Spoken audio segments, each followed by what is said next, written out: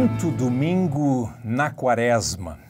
O texto, como seria de esperar, é um texto do Evangelho de Marcos, Marcos capítulo 10, com a possibilidade de começar no versículo 32, incluindo 33 e 34, mas mais apropriadamente os versículos 35 a 45. Eu sugiro que se comece de fato a leitura no versículo 32, incluindo esses três versículos, porque eles são importantes para formar uma espécie de colchete. O texto termina mais ou menos da mesma forma como ele começa.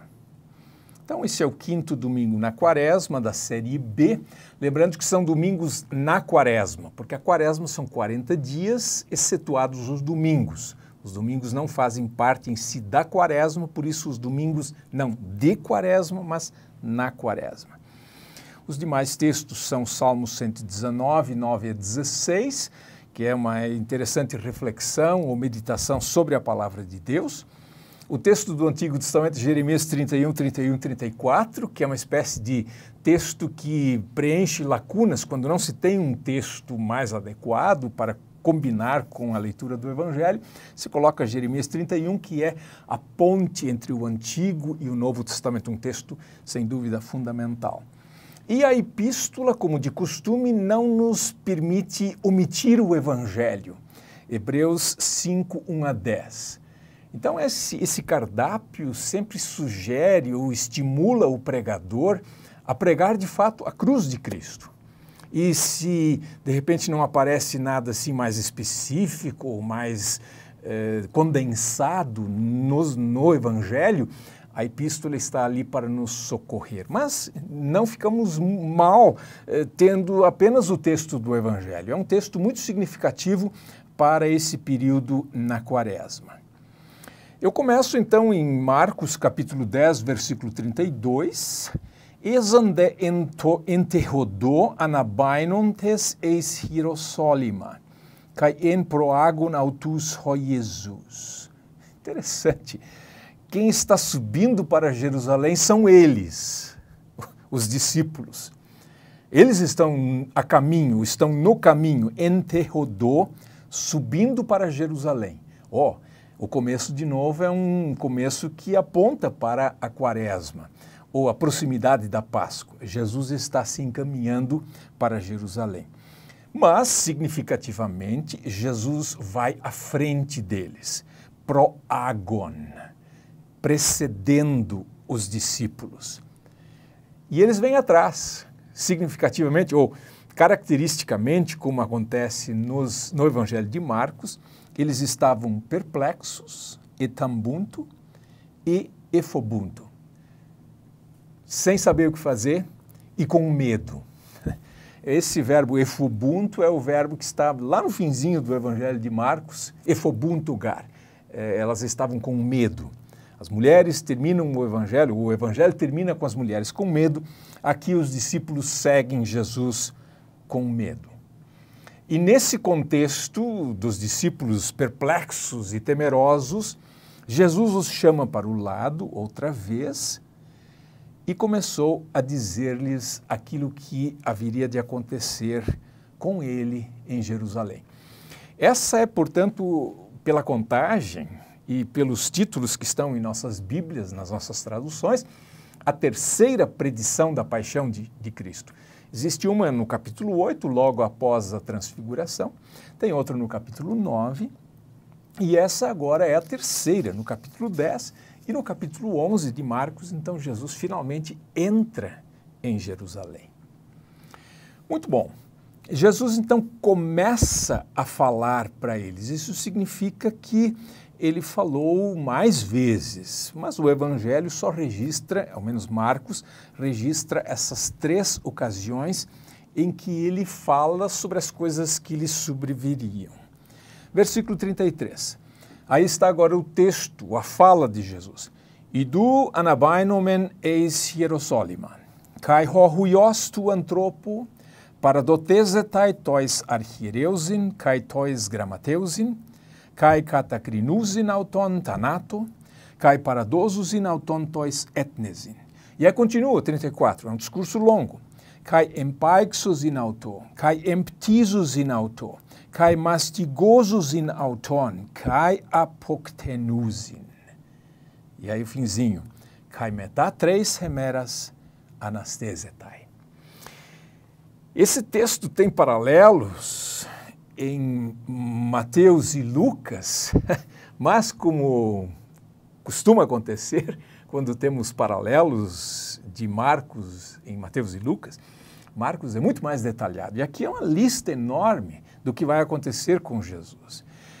Marcos tem o dobro daquilo que aparece em Lucas e mais que o dobro do que é relatado em Mateus. Então a lista aqui é longa. O que vai acontecer com Jesus em Jerusalém? Ou melhor, com o Filho do Homem. E esse é um termo importante nos evangelhos, embora não exista nenhuma explicação sobre o seu real significado. Tanto assim que as traduções simplesmente o traduzem ao pé da letra. Ho huios tu antropo, o Filho do Homem. E homem, nesse caso, também com a primeira letra maiúscula. O Filho do Homem é uma figura que vem lá de Daniel 7 e na expectativa messiânica da época é exatamente uma figura gloriosa que vem com as nuvens do céu. E Jesus se apropria desse texto, ou desse título, ou melhor, ele o cumpre, ele fala, eu sou o Filho do Homem, mas dá a ele um aspecto adicional, ou seja, Jesus, por assim dizer, derrama o conteúdo de Isaías 53 dentro do título, na medida em que ele fala de um Filho do Homem que sofre, que é uma coisa que ninguém esperava e ninguém estava preparado para ouvir. Então, esse Filho do Homem, ele vai ser entregue para a dotese taitois archiereusin. Ele será entregue aos principais sacerdotes e aos escribas. Os principais sacerdotes são a liderança no templo e os escribas representam os fariseus. Então, no templo, os saduceus e os escribas são os representantes dos fariseus. Saduceus, fariseus, fariseus e saduceus. Kai katacrinusin auton thanato. Eles o condenarão à morte. E paradosos in auton tois etnesin, eles o entregarão aos gentios. Ele será entregue a Pilatos, no caso.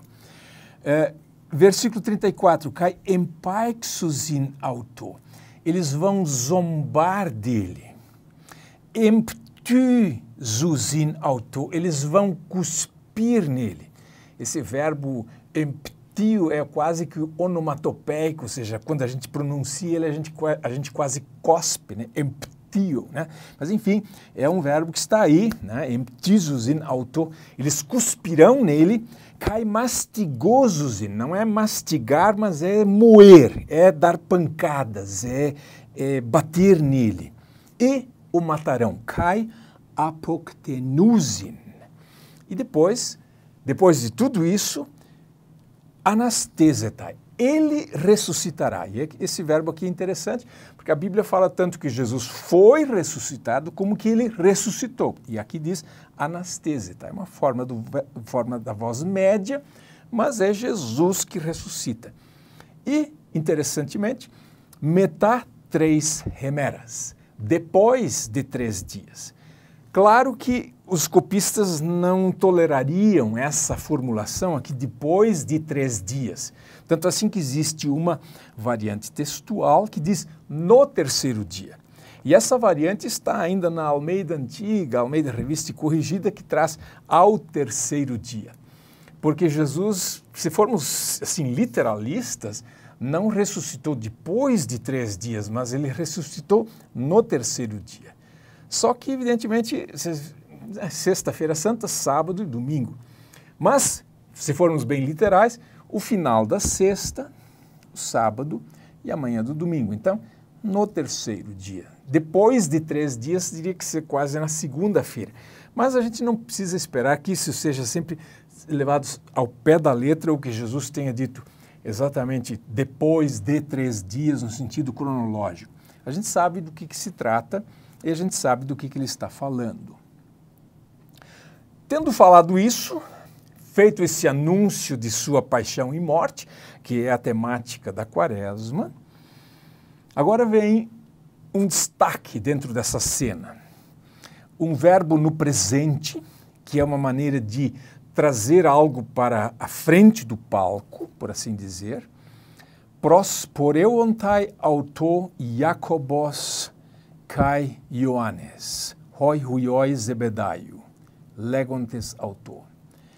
Quer dizer, agora aparecem diante dele Tiago e João, os filhos de Zebedeu.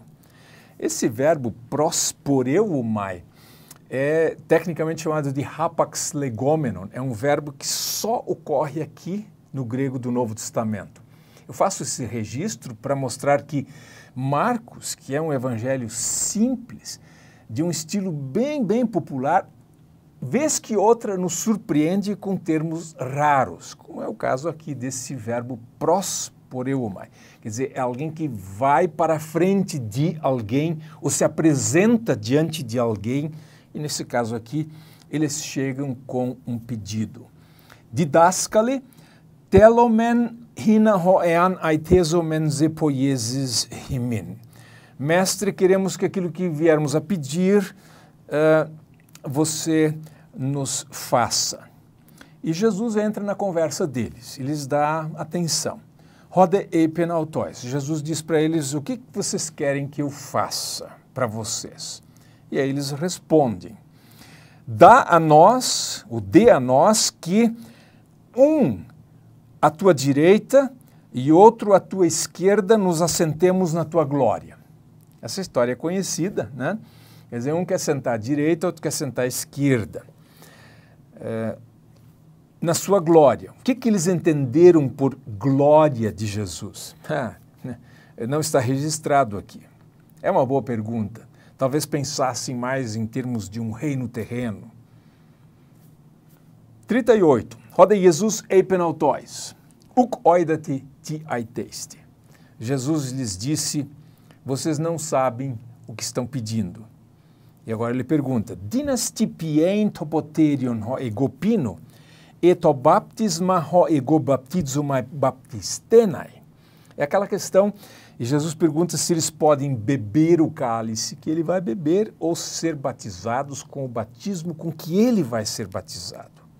E eles obviamente respondem, de certa forma, um tanto quanto precipitada ou de forma irrefletida, né? Podemos. Né? E Jesus diz, ok, o cálice que eu bebo, vocês vão beber. E o batismo com que eu sou batizado, com esse vocês também serão batizados. Mas esse negócio de sentar à minha direita e à minha esquerda não me compete dar, mas é para aqueles para os quais foi preparado. Existe uma referência cruzada a Atos 12:2, onde aparece o martírio de Tiago. Ele é morto pelo rei Herodes. Sobre João não temos nenhum registro bíblico. Mas essa história do cálice que se bebe, bom, Jesus fala lá no Getsêmani, afasta de mim esse cálice. Esse cálice é algo conhecido do contexto bíblico. Existe um cálice da ira de Deus, um cálice amargo que Deus dá às nações para que elas bebam. É o cálice da ira de Deus. Então essa linguagem é uma linguagem mais fácil a partir do contexto bíblico. Mais difícil é a questão do batismo. Por que se fala de batismo aqui? Ora, batismo existem textos onde se usa o batismo como figura de uma aflição ou de um sofrimento que vem sobre a pessoa como se fosse uma enxurrada, um monte de água que vem e leva a pessoa e a afoga, por assim dizer. Quer dizer, quando Jesus fala do batismo com o qual ele vai ser batizado, é exatamente o passar por essa aflição, por esse martírio, por esse sofrimento que é a sua paixão e morte. O foco, evidentemente, não poderá ser o pedido dos discípulos. Isso é um assunto um tanto quanto estranho ao período da Quaresma, mas está aqui. Esse texto só termina quando acaba, né? No versículo 45, e é lá que a gente precisa chegar, ou seja, o ponto alto é a palavra final de Jesus. Por isso, vamos ver se chegamos até lá. Versículo 41. Kai accusantis hoi deca erxanto aganactein peri Jacobo kai Ioanno. Agora vem a reação dos 10. São os 12, hoi dodeca, e agora nós temos hoi deca, os 10, porque os outros estavam num grupo separado, eles queriam um privilégio especial, algo especial da parte de Jesus. E os 10 ficam indignados a respeito de Tiago e João. E aí Jesus chama todos eles para o lado e diz para eles, de novo o verbo no presente, hoi Jesus legei autos. As traduções dizem Jesus disse, e esse é um presente histórico, mas há uma maneira no grego de novo, dar um destaque. Jesus está como que dizendo isso agora. E ele diz, oidati hoti hoidocuntis archeinton et non katakirieusin auton. Kai hoi megaloi auton kat exudiatsusin auton. Dois verbos bem longos, difíceis de pronunciar aqui. Então Jesus diz, vocês sabem que aqueles que parecem governar os gentios, não sei se está sendo irônico ou não, mas é o verbo docuntes aqui, aqueles que aparentam ou parecem ser. Não sei se Jesus está questionando isso ou não, aparentemente não. Enfim, aqueles que oprimem, aqueles que katakirieusin, ou seja, eles são senhores de cima para baixo. O texto aqui do Nestlé Aland aponta para 1 de Pedro 5,3, algo que não se permite aos presbíteros que eles sejam senhores do rebanho. Então, os líderes das nações, eles se fazem de senhores do seu povo. E os grandes são aqueles que exercem poder sobre eles. E Jesus diz, hutos de estin en hymin. Não será assim no meio de vocês. Mas quem quiser ser grande entre vocês, seja de vocês o diáconos, seja o servo.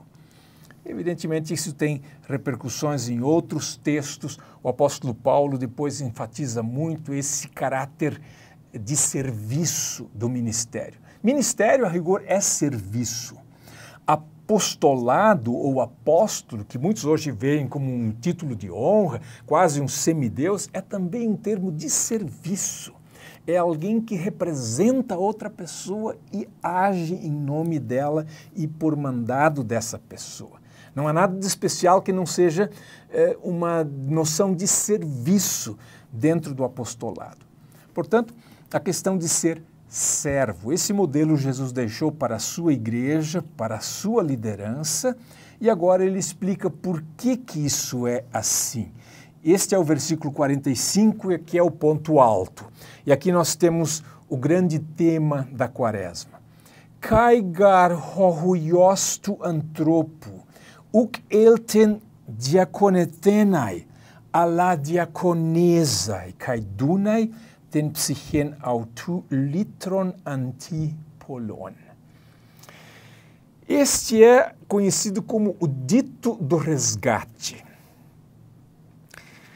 Porque diz assim, o Filho do Homem não veio para ser servido, mas para servir e dar sua vida em resgate por muitos. É um texto que nós conhecemos de cor. Ele está aqui e em Mateus 20, 28. Tirando a parte inicial, a pequena introdução, o resto do texto é absolutamente idêntico nos dois evangelhos. E o texto tem uma tradução grega em 1 Timóteo 2,6, onde diz Hodus reauton antilitron hyperpanton. Então, se alguém quer saber o que Jesus está dizendo aqui em termos semíticos, esse negócio de dar a sua alma ou a sua vida, a sua psique, tem que ler 1 Timóteo 2,6, onde diz que ele deu a si mesmo, ele deu a sua pessoa. Antilitron é um sinônimo de litron.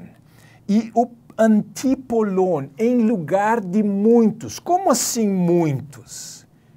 Jesus não morreu por todos? Paulo lá em 1 Timóteo 2,6 explica, hiperpanton, por todos. Porque esse em lugar de muitos é uma forma semítica de falar. Não é assim muitos contra outros, mas é muitos contrapostos ao um. Ou seja, o um que morre, morre pelos muitos, que é a grande massa. Por isso, Paulo pode interpretar corretamente esse texto em 1 Timóteo 2,6, dizendo que ele deu a sua vida como resgate por todos. E o que é dar a vida como resgate? É pagar o resgate, como se estivéssemos sequestrados ou presos por alguém, e para nós sermos libertados dessa condição, alguém paga um preço. E o preço pago foi a vida de Jesus. E ele termina, então, exatamente falando de novo do Filho do Homem. E eu falei no início que o texto começa lá no versículo 33, dizendo que Jesus fala do que vai acontecer com o Filho do Homem. O Filho do Homem vai ser entregue. Esse texto aqui, esse dito do resgate, Marcos 10, 45, com o paralelo em Mateus 20, 28, é uma das poucas vezes em que nos evangelhos sinóticos, Mateus, Marcos e Lucas, Jesus explica por que ele morre. Ele disse várias vezes, eu vou a Jerusalém, eu vou sofrer, vou morrer, vou ressuscitar. Mas por quê? No Evangelho de João, isso é explicado mais vezes por Jesus, mas nos sinóticos é poucas vezes. É aqui e nas palavras da instituição da ceia. Praticamente 2 vezes. Por isso, esta é uma palavra importante. Jesus não veio para ser servido, mas para servir e dar a sua vida em resgate por muitos, por todos. Isso é Quaresma. Essa é a mensagem que nós pregamos.